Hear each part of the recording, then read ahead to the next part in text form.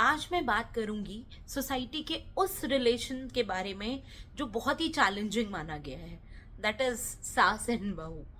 तो अगर हम बात करें इस रिश्ते की, तो होता क्या है, अगर आपके घर में नई बहू आती है तो आप उससे बहुत उम्मीदें लगाने लगते हैं कि नहीं, तुम आई हो नई तो तुमको ही एडजस्ट करना पड़ेगा, तुमको सीखना पड़ेगा, तुमको समझना पड़ेगा।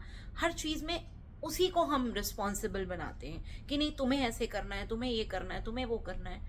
पर रुकिए ज़रा, अगर आप भी इन लॉज हैं तो आप भी अपनी जिम्मेदारियों को समझिए कि आपको भी उतना ही एडजस्ट करना पड़ेगा जितना उस नई लड़की को करना पड़ेगा।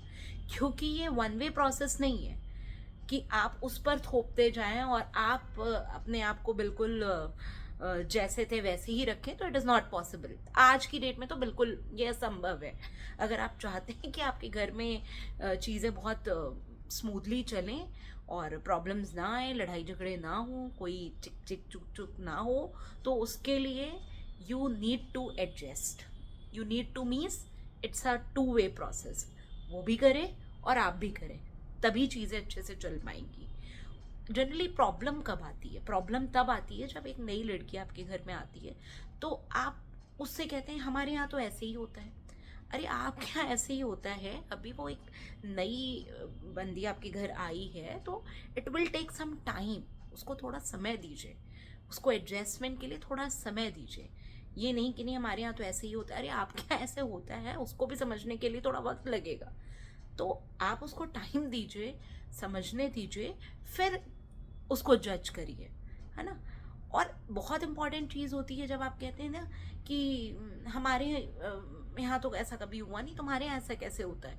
तो ये चीज़ भी कहीं ना कहीं हर्ट करती है कि आप के यहाँ ऐसा नहीं होता है, हमारे यहाँ ऐसा होता है। अरे वो लड़की भी अपने घर में अपनी ज़िंदगी 30 साल, 25 साल, 28 साल जी के आई है, तो उसका एक तरीका है लाइफ को जीने का, काम करने का, घर में रहने का, सब चीज़ उसकी अपनी है। तो उसके ऊपर थोपिए मत, उसको थोड़ा वक्त दीजिए। आप उसके जज मत बनिए, आप उसका गाइड बनिए, है ना। हम जज करने लगते हैं, अरे ये तो ऐसे कर रही है, अरे आपने ऐसे कर दिया। जज मत करिए, जज करना बहुत आसान है। आप उसको सपोर्ट करिए, आप एज अ गाइड बन के रहिए उसके, है ना। मतलब सही इन लॉज वही होते हैं जो एडजस्टमेंट करते हैं, करना पड़ता है। आजकल के जो लड़कियां हैं वो इंडिपेंडेंट हैं, ज़िद्दी नहीं है ना। अगर आप उनके साथ थोड़ा कॉम्प्रोमाइज़ करेंगे, थोड़ा एडजस्ट करेंगे, तो वो आपको दो गुना इज्जत देंगी, दो गुना आपको सपोर्ट करेंगी, प्यार करेंगी। क्योंकि वो पढ़ी लिखी हैं, उनको पता है कि आप भी ह्यूमन बीइंग हो, आप भी उनके पेरेंट्स जैसे हो, है ना। तो आप अपना थोड़ा विचार बदलिए कि नहीं, हम बहू नहीं, हम बेटी घर में लेकर आ रहे हैं।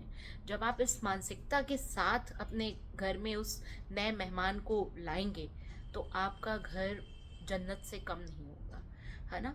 आपके घर में वो सारी खुशियाँ होंगी, कोई प्रॉब्लम ही नहीं होगी। हमें एक मिसाल बनना है समाज के लिए। अगर हम अपने लेवल पे बदलाव लाना शुरू करें तो इस पूरी सोसाइटी में बदलाव आ जाएगा। प्रॉब्लम तभी आती है जब इन लॉज इंटरफेयर ज़्यादा करते हैं, कंट्रोल करने की कोशिश करते हैं, अपनी चीज़ें थोपने की कोशिश करते हैं, तभी प्रॉब्लम आती है। अगर हस्बैंड वाइफ भी है तो उनको भी स्पेस दीजिए, उनके मामले में इंटरफेयर मत करिए। It is their life, there decision, so let them decide कि उनके लिए क्या सही है, क्या गलत है। आप मत इन्वॉल्व होइए। तो जब आप छोटी छोटी चीज़ें ऐसा करेंगे तो आप अपने आप ही वो बदलाव, वो चीज़ें अपने घर में पाएंगे जो आप एक्चुअली चाहते हो। तो ध्यान रखिए कि बहू को बेटी की तरह मानिए तो आपको भी वो अपने ही माँ बाप की तरह प्यार करेंगी, सम्मान करेंगी।